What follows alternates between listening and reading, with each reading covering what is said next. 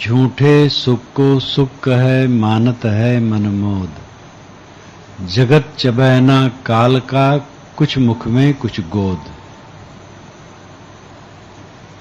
झूठे सुख को सुख कहता है और मन में खुश होता है। जगत तो काल का चबैना है। काल ने कुछ को तो मुख में डाल लिया है और कुछ को गोद में ले रखा है। कुमारी बौद्धविल ने साखी ग्रंथ का इंग्लिश पद्यबद्ध अनुवाद किया है। ये पाश्चात्य महिला है, विदुषी, बहुत प्रसिद्ध विदुषी है और बहुत लंबी भूमिका लिखी है। इस साखी को उद्धृत करके उसने लिखा है कि इस भाव का कथन भारतीय परंपरा में नहीं, पूरे विश्व में ऐसा कथन दूसरा नहीं होगा। एकदम भावुक हो गई। झूठे सुख को सुख कहे मानत है मनमोद। जगत चबैना काल का कुछ मुख में कुछ गोद। हम झूठे सुख को सुख कहते हैं और उसी में खुश होते हैं। जगत तो काल का चबैना है। उसने कुछ को मुख में डाल लिया और कुछ अभी गोद में लिए है, डालेगा। लोग चबैना जब चबाते हैं तो एक पात्र में बाएं हाथ में लेके गोद में ले लेते हैं और दाहिने हाथ से खाते जाते हैं। काल चक्र सबके ऊपर नाचता है। यहां पैर पसार करके सोने की जगह नहीं है, जागने की जगह है। जीवन किस लिए, इसको समझने की जगह है। जीवन को आदमी समझता कहां है, रेंग रेंग करके जी रहा है। इंद्रियों की घुड़दौड़ में पड़ा है। ये एक संग्राम स्थल है, युद्ध क्षेत्र है। इस युद्ध में जो विजयी हो वही धन्य है। विजय का अर्थ होता है तृप्ति। किसी भी कार्य का परिणाम तृप्त हो तो कार्य सफल माना जाता है। भोजन किए और तृप्त नहीं हुई तो भोजन कहां हुआ। भोजन में तृप्ति हो। तृप्त को अगर आदमी समझे तो अधिक नहीं खाएगा। भूख परेशान करती है। जब हम भोजन करते हैं तो उसका एक स्टेज आता है कि हम तृप्त हो जाते हैं, यानी भूख मिट जाती है और संतोष हो जाता है। लेकिन उसके ऊपर हम खाते हैं, वही गड़बड़ करता है। तकलीफ न रह जाए बस भोजन बंद कर देना चाहिए। भूख से तकलीफ होती है। भोजन करने बैठे, भूख की ज्वाला शांत हो गई तो तृप्त हो गई, संतोष हो गया, बस भोजन रोक देना चाहिए। लेकिन हम पेट को भरते हैं और पेट का भरना पाप करता है। कब्जियत, पतला दस्त, अकड़न, गर्मी, परेशानी, और गर्मी से फिर और भी नुकसान, धातुक्षय इत्यादि भी हो सकते हैं। ब्रह्मचर्य का नुकसान अधिक खाने से तो पक्का है। चाहे जिस ढंग से हो, ब्रह्मचर्य का नुकसान करेगा, मन ही गड़बड़ करेगा। नहीं विकारी मन होता है तो वैसे ही असंतोष शरीर में रहेगा। भोजन उतने स्तर तक करना चाहिए जब तक संतोष न मिले। और संतोष का वहां अर्थ है जो भूख की ज्वाला है शांत हो गई, वह संतोष हो गया। अब जीव को संतोष कब मिलेगा। कोई कार्य हो, कार्य के बाद संतोष होना चाहिए। हर आदमी देखे हम कितने संतुष्ट होते हैं। घर में संतुष्ट आदमी नहीं है, परिवार में संतुष्ट नहीं है, पत्नी से संतुष्ट नहीं है, पति से पत्नी संतुष्ट नहीं है, गुरु से संतोष नहीं है, शिष्य से संतोष नहीं है, भाई से संतोष नहीं है, गुरु भाई से संतोष नहीं है, पड़ोसी से संतोष नहीं है। कैसे आदमी सुखी होगा। सब समय जो संतुष्ट रहता है वो सुखी होता है। और ये संतोष बाहर से नहीं मिलता है, भीतर से मिलता है। हर आदमी की शक्ति अपने अंदर है। शक्ति बाहर से नहीं आती, बाहर से केवल प्रेरणा आती है। कोई संत, कोई गुरु, कोई सज्जन, कोई भक्त के द्वारा प्रेरणा हमें मिली। जड़ पदार्थों से भी प्रेरणा मिलती है, प्रकृति से भी प्रेरणा मिलती है। दत्तात्रेय जी ने 24 गुरु किया तो इसका मतलब थोड़ा है कि 24 से कोई विधिवत दीक्षा ली, प्रेरणा ली, यही 24 गुरु करना हुआ। हम यही गंगा के तट पर जाकर के देख सकते हैं धारा कितनी भागी चली जा रही है। उसी से शिक्षा ले सकते हैं कि ये धारा बहती है, रुकती नहीं है। हमारा भी सब कुछ बह रहा है, कुछ रुकने वाला नहीं है। आज से 100 वर्ष का कोई व्यक्ति पुराना नहीं रह गया। अपवाद स्वरूप कोई होगा, 150 कह लो, 150 वर्ष के पहले तो कोई भी नहीं है। आपके घर में 100 वर्ष पुरानी चीज मिलना मुश्किल है, 50 वर्ष पुरानी चीज मिलना मुश्किल है। काल का चक्र कितना विशाल है, सीमातीत। देश और काल ये दोनों अनंत है। एक हवाई जहाज पर बैठे और 1 सेकंड में 1 करोड़ किलोमीटर चले और हजारों कल्पों तक चलते रहें तो क्या देश का अंत हो जाएगा? देश का अंत नहीं होगा। इसलिए देश अनंत है और काल, काल कब से है कहना ही गलत है। अनादि से है, अनआदि, जिसका आरंभ न हो। और कब तक है? अनंत, अनंत, सदा के लिए है। काल अनंत है, देश अनंत है। इस अनंत देश काल व्यापी विश्व में हमारा जो शरीर है, जीवन है, कितना महत्व रखता है। कब तक है? पानी की बुदबुदा की तरह है। इसका महत्व है इसमें संतोष पा जाना। संतोष विवेक से पाया जाएगा। कई लोग हमारे पास हो जाए तो संतोष हो जाए, कभी होने वाला नहीं है। 4 हो तो 8 हो जाए, 8 हो तो 10 हो जाए, 100 है तो 200 हो जाए तो संतोष हो जाएगा, कभी होने वाला नहीं। बाहर होना न होना तो जैसे होता होता है, उसमें क्या फर्क पड़ता है। कल्याणार्थी हैं, मुमुक्षु हैं, सद्भावना वाले हैं, बहुत लोग आ गए हैं पास में। अच्छा है, अपना काम करें। इनमें से लोग चले जाएं, चले जाएं। उसमें अगर हमें संतोष असंतोष है तो हम 2 कौड़ी के हैं। किसी भी भौतिक उपलब्धि में जो संतोष असंतोष के चक्कर में पड़ेगा उसको कभी संतोष नहीं होगा। संतोष भीतर से, विवेक से होगा।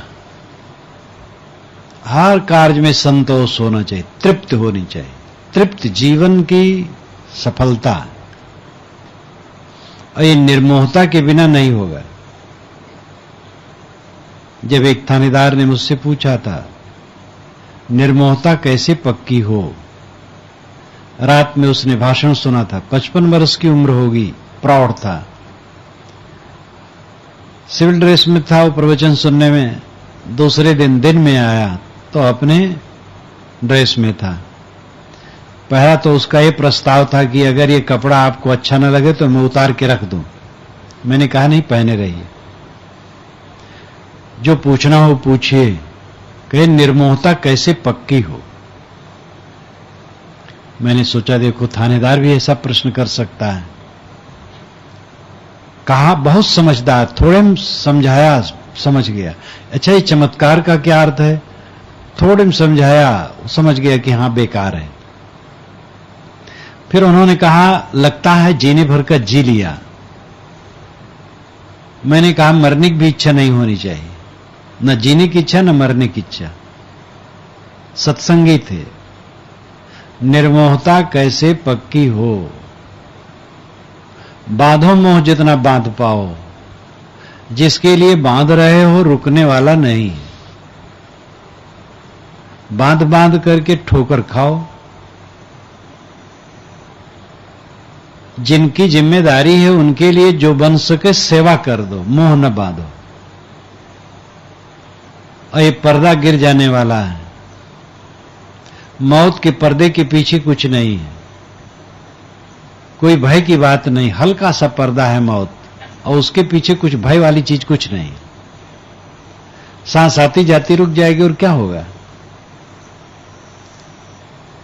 अंतिम शांति उसको मिल सकती है जो अपने को पूरा मार लेगा। नन्हा होई के पीऊ जैसे भक्ति में है वैसे ज्ञान वैराग में भी। भक्ति में है नन्हा होई के पीऊ। नन्हा बच्चा तो मां का दूध पीता है, जवान क्या पिएगा? तो भक्ति पक्ष में नन्हा हो जाओ, शिशु हो जाओ। कल मैंने उस पर विस्तार से कहा था वेद के मंत्र से। आचार्य उपनय मानो ब्रह्मचरणम कृणते गरम मंतः तम रात्रिस्त्रिस उदरे विभर्ति तम जातम दृष्टमभिसंयन्ति देवा। शिशु बनने की वहां बात कही गई। तो भक्ति पक्ष में है शिशु बन जाओ, ज्ञान वैराग पक्ष में है अपने को मार लो। अपने को मारना मतलब जो अहंता ममता मान बैठे उसको मार लो। कुछ रहने वाला नहीं है, किसी का रहा नहीं है, न रहा है, न रहता है, न रहेगा। मैं किसी का नहीं हूं, मेरा कोई नहीं है। यह एक वास्तविकता है, निर्दय सत्य है। इस निर्दय सत्य से हम आंख मीचते हैं और ओझल रखना चाहते हैं, इसको याद नहीं करना चाहते हैं। कोई बतावे ना, ख्याल न करावे। कोई कह दिया अरे क्या अशुभ बोल रहे हो, चुप रहो। कोई विवाह शादी के समय कोई मरने का नाम ले ले, सब बिगड़ पड़ेंगे। दुनिया के लोग बंधे हैं और बांधने के राग रंग में रहते हैं। विवेक की बात वो करना नहीं चाहते हैं। बिरला बिरला उसमें कोई समझदार होगा जो इस पर ध्यान देगा। बारात में तो बूढ़े भी चिबिल्ले हो जाते हैं, और मौत में अगर किसी का कोई दाह इत्यादि कराने जाए तो जवान भी गंभीर हो जाते हैं। इस अंतमी सत्यता को जो नहीं समझेगा उसका बेड़ा पार नहीं होगा। एक ही बंधन है, मोह। मोह में हम जकड़े हैं अपने को, और मोह में रह करके उस स्थिति को समझना ही असंभव है। बुद्धि से थोड़ा थोड़ा जान पाते हैं बस। मन का मोह टूट जाए तब देखो क्या स्थिति चित्त की होती है। न तोड़ो, टूटना है, रुकना नहीं है। किसी को रुका नहीं है, कोई रहा नहीं है। कर्तव्य जीवन भर करना है अपना, जहां रहो तहां। कर्तव्य करने को कोई रोकता नहीं है। वैराग्यवान पुरुष हुए हैं, जहां रहे अपना कर्तव्य किए हैं। आदि शंकराचार्य ने कहा जगत तीनों काल में नहीं है, और जब तक सांस रही तब तक जगत के लिए वे पूरे भारत में यात्रा करते रहे, मेहनत करते रहे। कबीर साहब ने कहा झूठ झूठा के डारू मिथ्या यह संसार। लेकिन वे समाज की सेवा के लिए पूरे समर्पित थे जीवन भर। उनको तो लंबी उम्र मिली थी, 119 वर्ष कुछ महीने कुछ दिन। 4 यात्रा तो उन्होंने गुजरात की थी। कहां रामेश्वरम, कहां दक्षिणी क्षेत्र, कहां कहां। बनारस के एक ज्ञानी जी ने तो कबीर साहब की यात्रा का नक्शा ही बनाया है, वहां प्रीतम नगर के आश्रम में टंगा है। अब उसमें कितना सच हो सकता है, कितना नहीं हो सकता है, ये अलग बात है। लेकिन उनके भ्रमण की बात तो पक्की है। देश विदेश से हों फिरा, गांव गांव की खोरी उन्होंने कहा है। वैसे भी पता चलता है, इतिहास से भी, परंपरा से भी। घूमते रहे, जनहित के लिए घूमते रहे। तो कोई अपना कर्तव्य छोड़ दे, जहां है तहां सेवा न करे, ये कोई नहीं कहेगा। सेवा न करने वाला तो निकम्मा है। सेवा करो और शुद्ध प्रेम का बर्ताव करो। रूखे न रहो, स्निग्ध रहो, कोमल रहो। घर में हो तो परिवार, पत्नी, भाई, माता पिता, बच्चे, सबके लिए कोमल लो। पड़ोसी के लिए, सबके लिए कोमल लो। रूखे व्यवहार वाले, रूखा व्यवहार वैराग नहीं है। रूखा व्यवहार तो एक गलत स्वभाव है और गलत आदत है। या अहंकार बस अगर रूखापन है तो और दुर्भाग्य है। वैराग्य हो लेकिन स्निग्धता हो, निर्मोहता हो लेकिन यथायोग श्रद्धा, प्रेम, करुणा, स्नेह का बर्ताव। एक ही पक्ष पर लोग कहते हैं और दूसरा पक्ष छोड़ देते हैं।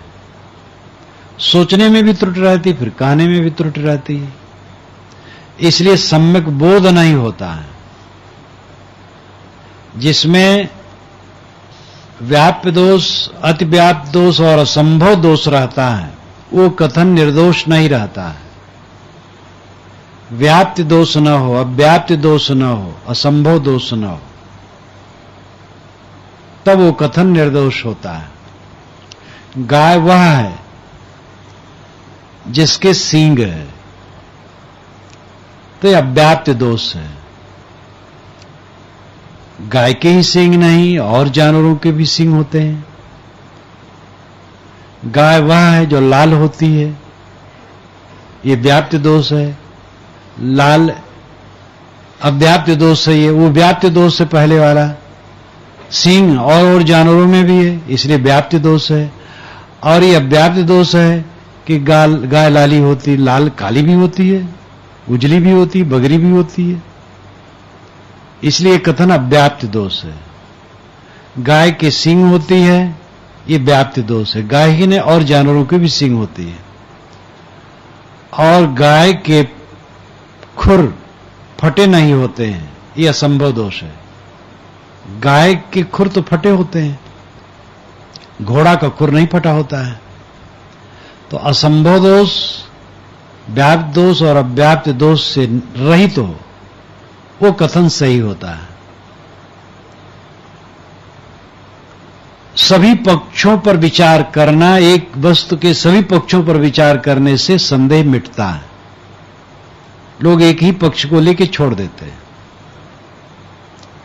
वैराग ज्ञान कितना हो, व्यवहार को झुठलाया नहीं जा सकता है।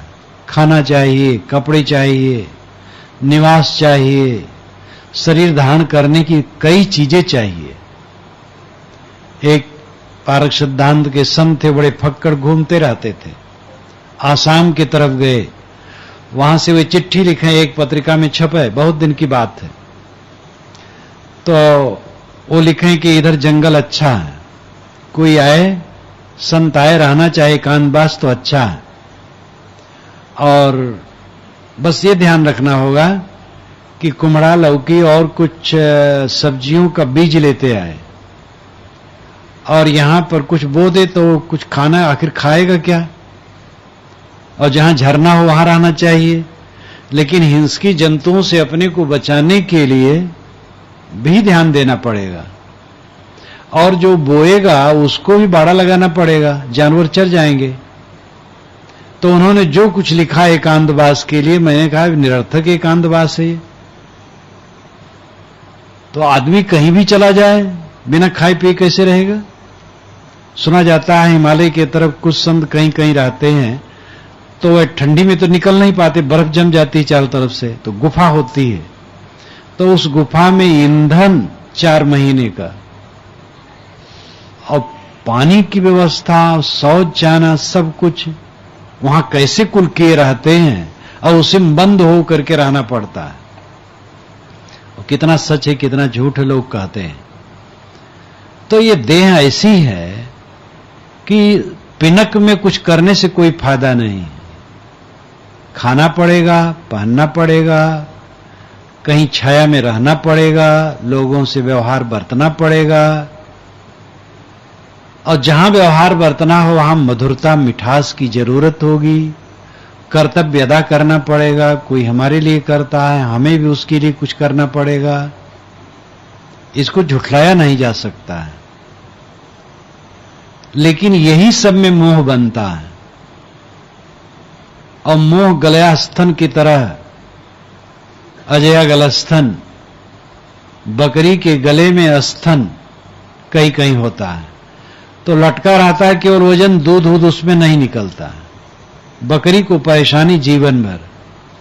ये मोह ऐसे है जो अजया गलस्तन है, बकरी के गले के स्तन के तुल्य निरर्थक है और बल्कि वजनदार होने से अनर्थक है।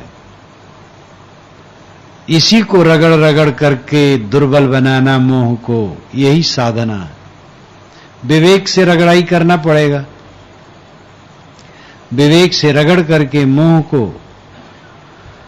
छीण करो और अपने मन को अनासक्त करो।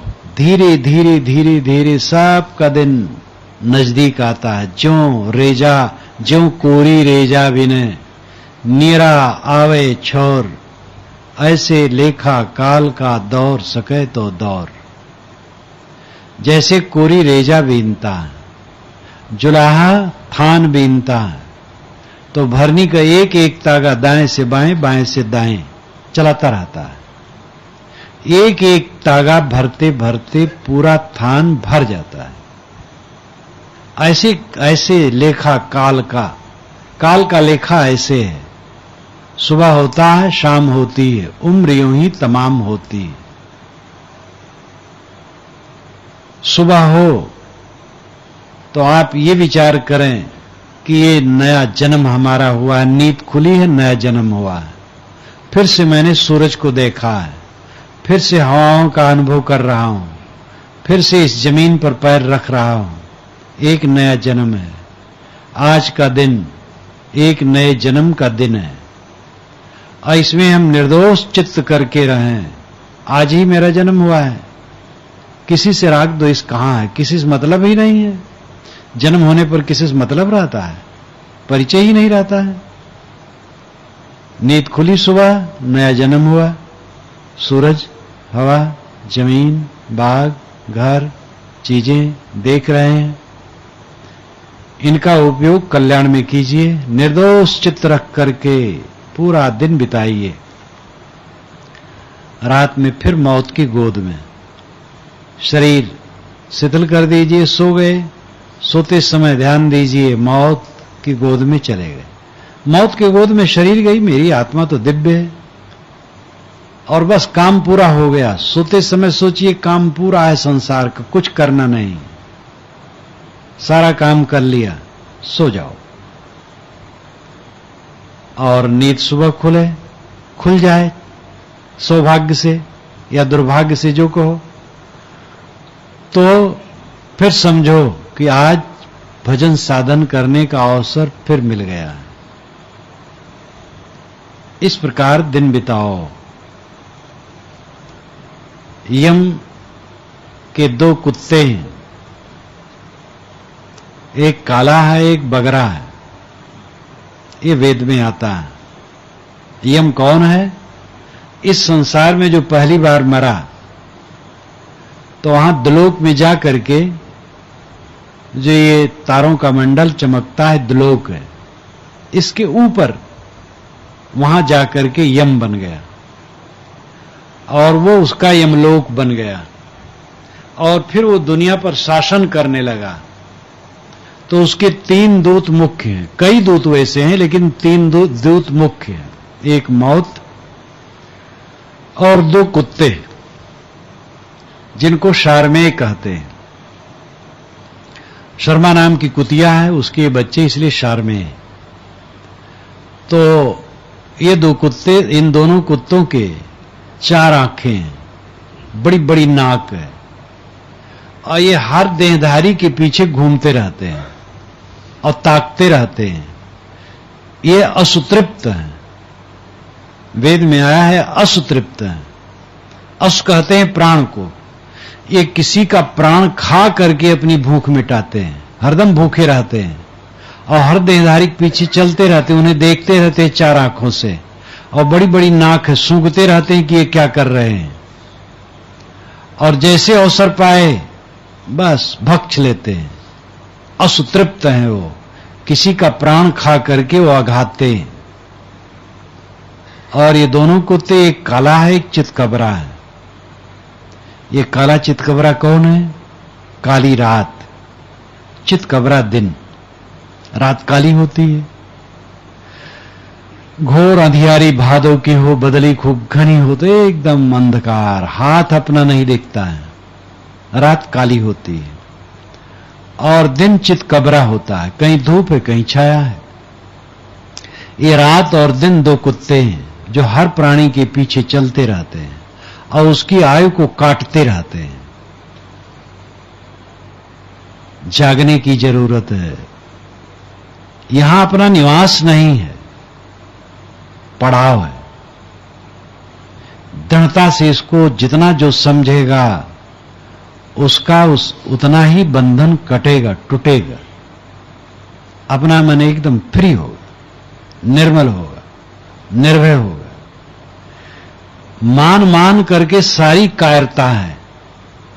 तमाकू खाने वालों को तमाकू से अलग कर दो, मानो उनकी जान चली जाएगी। जहां जहां जिसकी आसक्ति हो गई है उससे अलग कर दो तो मानो उनका प्राण निकल जाएगा। और सब माने का रोग, मानने का। मैंने उस दिन कहानी कही थी भरतेर की। पिंगला उनकी जान प्राण थी, लेकिन जब दृष्टि बदली तो जब ज्ञान उदय हो जाता है तब द्वेष नहीं रह जाता है। चाहते तो पिंगला को मरवा देते, घोड़ा दरोगा को मरवा देते और दूसरी सुंदरी सुंदरी कितनी स्त्रियां आ जाती, लेकिन ज्ञान उदय हो गया। मारना कुछ नहीं, चुपचाप मानो सांप छू गया हो, सन्न हो गए। ऐसा संसार है। उदास हो गए और बस राजशाही कपड़ा रख दिए, मंत्रियों को बुलाए, तुम लोग इसको देखना, विक्रमादित्य को खोज करके उनको गद्दी देना, अब मैं जा रहा हूं। राजशाही कपड़े रख दिए, एक कपड़ा लपेट लिए, एक कमंडल ले लिए, चल दिए। परम विरक्त हो गए। ऐसा कोई होता है। आश्रम बदल देना, कपड़ा बदल देना, ये सुन करके इसमें पिनक में आने की जरूरत नहीं। जो जहां है अपने को बदलें, अंदर को बदलें। जहां पर किसी चीज पर एक सेकंड के लिए विश्वास नहीं किया जा सकता है, वहां किसका भरोसा लेकर के मोह ममता किया जाए। अगर हम इस जिंदगी को समझ पाएं तो क्या जैसे जी रहे हैं ऐसे जिएंगे? राग करके, द्वेष करके, कलह करके, बकवास करके, विवाद करके, इंद्रियों को उत्तेजित करके, मन को उत्तेजित करके, विकारों में ग्रस्त होकर रात दिन चिंता कामना में जल जल कर जीते हैं? क्या ऐसे जिएंगे? जिंदगी को समझ जाएं, ऐसे नहीं जिएंगे। क्यों जिएंगे ऐसे? किस लिए ऐसा जिए? क्यों जलें?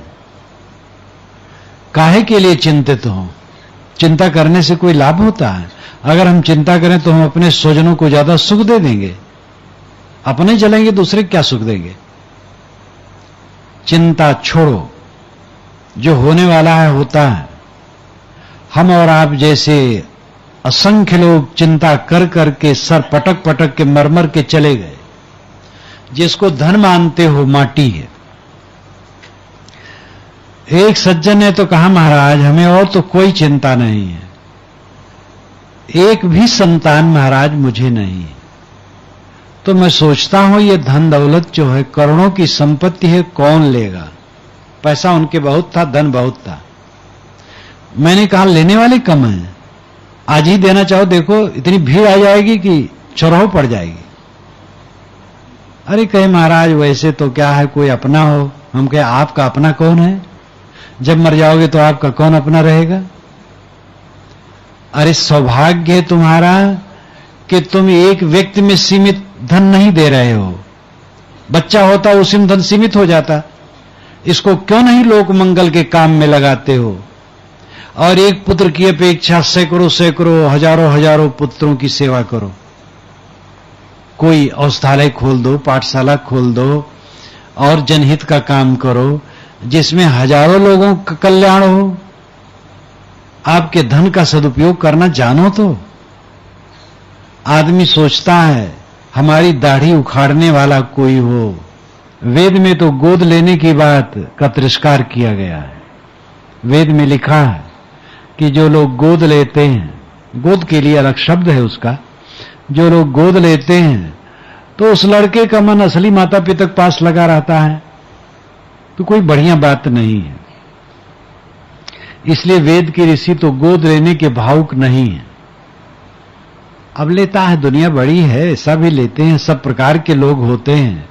एक सेठ ने तो एक लड़के को गोद लिया, 15-16 वर्ष का था, फिर ले चुका था, उस गांव में गया था तो कहा महाराज जब आप चलेंगे तो हमारे दरवाजे से होके आपको जाना होगा, तो थोड़ा रुक लीजिएगा। तो रुक लिया, आंगन में गया, बैठा, तो लड़का भी आगे कहे महाराज जीवन में मुझे सुख नहीं मिला, 2 प्राणी हम हैं, धनवन खूब है, सेठ है, लेकिन जीवन में सुख नहीं मिला। महाराज इसी लड़का को गोद लिया हूं, चाहे सुख मिल जाए। अब इतना जब भोला था तब मैं क्या कहता कि सुख नहीं मिलेगा, मैं मुस्कुरा करके रह गया, चल दिया। कई वर्षों के बाद जब उस घर में जाना हुआ तो पता लगा सेठ मर गया है, सेठानी है। सेठानी सामने आई, कहे साहब उस लड़का के घर वालों से मुकदमा चलता है, और लड़का चला गया अपने घर और मुकदमा ठान दिया है, अब मुकदमा चलता है। तो मैं याद किया कि सेठ सुख चाहते थे तो चले गए दुखे में, सेठानी को और दुख में डाल के चले गए। ये दुनिया है बोर को लड्डू देख के जी ललचाए, ना खाए तो भी पछताए, खाए तो पछताए, फिर भी सकल जगत है अंधा, दुनिया है गोरख धंधा, इस जाल में सब उलझाए। आगरे का लड्डू खाए तो पछताए, ना खाए तो पछताए। वो शक्कर का होता है, मशीन से बनाते हैं, एक रूई सरीखा हो जाता है और रंग डाल देते हैं, तो गुलाबी रंग, लाल रंग, अनेक रंगों का, और वो बड़ा बड़ा गोला बन जाता है। तो अवध क्षेत्र में उसको पहले बेचते थे तो आगरे के लड्डू कहते थे, अब पता नहीं क्या कहते हैं, तो बनता हर जगह है। तो मेरी थोड़ी उम्र थी, तो दरवाजे पर खेल रहा था बच्चों में, तो बस निकला, वो कांच के डब्बे में लेकर के घंटी बजाते हुए, आगरे के लड्डू जो खाए तो पछताए, ना खाए तो पछताए। वो दोनों कहता थे, बड़ा अचरज था, लेकिन आकर्षित लोग खूब होते थे। दौड़ा दौड़ा गया, कहा कि कितने में देते हो, कि 1 पैसे 3 लड्डू। मैं खुश हो गया, गया माता से कहा माता लड्डू खाऊंगा आगरे का, 1 पैसा दे दो। उन्होंने दे दिया, आया खरीदा तो दोनों हाथ भर गया, छोटा छोटा हाथ और बड़े बड़े लड्डू, एकदम मगन हो गया। और ऐसे हाथ पकड़े पकड़े खाया तो वो खो गया थोड़े में। कहा तो सच है कि जो खाए तो पछता, ना खाए तो पछता, ना खाता तो पछताता। 1 का 3 लड्डू मिलता था, बेकार गया, यानी नहीं खरीदा, और खाया तो समझा बेकार गया। दुनिया का ऐसी यही दशा है, खाए तो पछता है, न खाए तो पछता है। न खाए तो सोचे रे बड़ा सुख रहा, नहीं भोग पाया, और भोग रहे हैं, वो भोग रहे हैं, देख रहे हैं क्या है। विवेक जगेगा तब पछताना नहीं होगा। इस संसार में सब पछता पछता के जा रहे हैं, सब सर पटक पटक करके जा रहे हैं, सब बड़ा काम करके जा रहे हैं, इतने व्यस्त हैं लोग, फुर्सत नहीं है। और करते क्या है, माटी गोबर ठेलते ठेलते, कंकर बटोरते बटोरते सांस उड़ गया, जीवन भर कंकर बटोरते रहे। मन की निर्मलता, मन की शुद्धि, आत्मा में विश्राम, निर्भयता, ये जीवन की सफलता है। ये न किया और धोखे में चला गया समय, क्या किया उसने। और मरने का समय बिल्कुल आ रहा है। वो जो दोनों कुत्ते लगे हैं पीछे, चुपचाप वो चलते रहते हैं, देखते रहते हैं ये मियाँ जी क्या कर रहे हैं, और सूंघते रहते, बड़ी बड़ी नाकें हैं उनके, और जहां समय पाए बस अस्तृप्त ही हैं, गप देखा जाएंगे और सब कहानी बीत जाएगी। कहें कबीर ये कथा सिरानी। हमारे मन के मोह का बंधन कटना चाहिए। झूठे सुख को सुख कहे, मानत है मनमोद, जगत चबैना काल का, कुछ मुख में कुछ गोद। दुनिया के झूठे सुखों को मैं सुख कहता हूं और उसमें खुश होता हूं। जगत तो काल का चबैना है, ये रात दिन निरंतर पिस रहा है। अस्मिन् महामोहमये कटाहे, सूर्याग्निना रात्रि दिवेंधनेना, मां सरतु दर्वी परिघट्टनेना, भूतानि कालः पचतीति वार्ता। यक्ष ने पूछा था युधिष्ठिर से कि वार्ता क्या है। वार्ता का अर्थ होता है व्यवसाय, और वार्ता का अर्थ होता है बातचीत। संस्कृत में वार्ता का अर्थ व्यवसाय है और बातचीत भी है। तो यक्ष ने पूछा वार्ता क्या है, व्यवसाय क्या है? या वार्ता बातचीत भी मान सकते हो, अर्थ जो है वो तो साफ है। अस्मिन् महामोह में कटाए सूर्याग्निना रात्रि दिवेंधनेना मां सर्तुदर्वी परिघट्टनेना भूतानि कालः पचतीति वार्ता। महामोह का कड़ाह है, उसमें सब प्राणी पड़े हैं। अस्मिन् महामोह में कटाए सूर्याग्निना, सूरज की आग लगी हुई है। सूर्य आग्निना, रात और दिन उसमें ईंधन है, मांस और ऋत करछुली है और काल सबको उस करछुली से उलट पलट करके परिघट्टनेना। परिघट्टन का मतलब होता है बटोरना, रगड़ना। सब्जी जब हम कढ़ाई में डालते हैं तो करछुली से उसको उलटते हैं, पलटते हैं, बटोरते हैं, रगड़ते हैं। संस्कृत में उसको कहते परिघट्टन। काल सबको रगड़ रहा है, बस यही वार्ता है, यही व्यवसाय है काल का। आश्चर्य सबसे बड़ा क्या है? सबसे बड़ा आश्चर्य दुनिया में क्या है, यक्ष ने पूछा था। तो युधिष्ठिर ने उत्तर दिया था, अहन्यहनि भूतानि गच्छन्ति यमालयम शेषाः स्थावरमिच्छन्ति किमाश्चर्य मतः परम। रोज रोज प्राणी यमलोक को जाते हैं, लेकिन जो बचे हैं वो यही चाहते हैं कि हम यहीं रहें। इससे बड़ा आश्चर्य क्या होगा? प्रतापवान लोग नहीं रह गए, बड़े बड़े पुरुष नहीं रह गए, अवतार भगवान पैगंबर कहलाने वाले नहीं रह गए, कोई नहीं रह गया। हम लोग कैसे रह जाएंगे? फिर भी ये इच्छा होती है अभी यहीं रहें। अगर 80 के हो गए तो क्या 90 तक लोग रहते, 100 तक रहते हैं। कोई 100 को हो गया सोचता रहे और भी रह सकते, कोई ऐसी बात थोड़े है।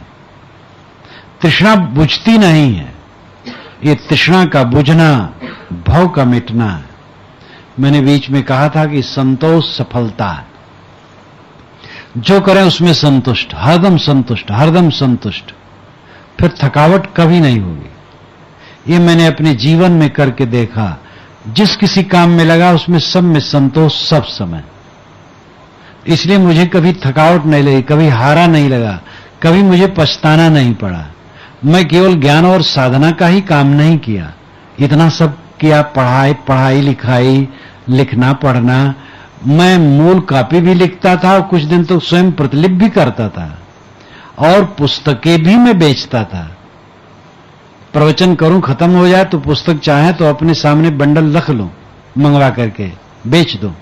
ऐसा भी समय रहा है, बहुत पहले की बात है। पुस्तकें भी थोड़ी थी, कार्यक्रम छोटे होते थे और खूब मेहनत किया। जिस क्षेत्र में जहां रहा एकदम श्रमशील रहा। पुस्तकों का लेखा जोखा हिसाब रखता था और पैसा रायपुर में वहां कमल सिंह के यहां रहता था और इधर बबनान रामलाल जी यहां रहता था। फिर पीछे कलकत्ता भी रहता था। जब पुस्तक प्रकाशन के लिए कलकत्ता जाऊं, सब जगह पत्र दे दूं, वहां से पुस्तक पैसा आ जाए और सीधे प्रेस मालिक के पास पहुंच जाए। मैं वहां रहूं, साधुओं को लेकर काम करूं, छपाऊं। तो जहां रहा खूब मेहनत किया, केवल साधना में रहता और निश्चिंत रहता तब तो बड़ी बात न थी, लेकिन इतना सब व्यवहार लेके रहा और सब समय निश्चिंत रहा। अब तो खूब करने वाले सब खूब करते, मैं तो कुछ नहीं करता हूं ये सब। तो आपके ऊपर निर्भर करता आप कितना उसको पकड़ते हैं अंदर से। जितना पकड़ेंगे उतना परेशान रहेंगे, जितना छोड़ देंगे उतना सुखी रहेंगे। लोगों को चाहिए अपने अनुगामियों को अवसर दें। वेद में एक बात आई है, जो पुरानी स्त्रियां हैं, नई बहू जो आई है उसको आदर दें, उसको आगे बढ़ने के लिए उत्साहित करें, उसको घर की महारानी बनावें, उसको अगुआ बनावें। कितनी बढ़िया बात है। पुरानी स्त्रियां चौधराना गांठती रहें, नए को विकसित होने ही न दें, तो फिर कैसे वो घर विकसित होगा? कितने पिता अपने लड़कों को आगे नहीं बढ़ने देना चाहते हैं, ये दुर्भाग्यपूर्ण है। कितने गुरु भी हैं, शिष्यों पर विश्वास ही नहीं करते हैं। गुरु महाराज चाबी बातें घूमते रहते हैं हरदम। एक एक बात हो, अगर 4 रुपए जरूरत हो तो चेला बेचारा जाके मांगे, लाओ महाराज रुपया, तब जाए काम करे। वो चाबी बांधने में गर्माहट समझते हैं। तो ये कहीं भी दुर्भाग्य है, अपना बनाया दुर्भाग्य। साधु समाज में कितनी जगह है कि जो गुरु हैं, 1-2 हैं, बस वही अपना विकास चाहेंगे और साधु विकास नहीं चाहेंगे। यहां तक कि है, और साधु को बोलने का भी अवसर नहीं, उनको कभी मुंह खोलने का अवसर नहीं कि थोड़ा कुछ कहें, सुने, उनका अभ्यास तो हो। उसके लिए नामे नहीं। जो 1-2-3 है, बस 1-2 खास वही बोले और क्यों कोई बोलबे न करे। तो यह विकास कैसे होगा? कब तक कौन रहता है? जो जितना बड़ा हो उम्र में, वो कर दे धरने में, उसको उतने पीछे हो जाना चाहिए और लोग आगे बढ़े। और जितने बुजुर्ग हो तो समझे हमारा काम हो गया, अब हमें क्या जरूरत है, और लोग बढ़े। चाहे गृहस्थी हो, चाहे विरक्ति हो, नियम एक है। अपने जो अनुगामी हैं, साथी हैं, कम उम्र वाले हैं, नए आए हैं, उनको विकसित होने के लिए अवसर देना चाहिए। इसमें समाज का विकास होगा और अपनी निर्बंधता होगी, अपने को शांति मिलेगी। जीवन के कर्मों में तभी हम सफलता मान सकते हैं जब हम संतुष्ट हों।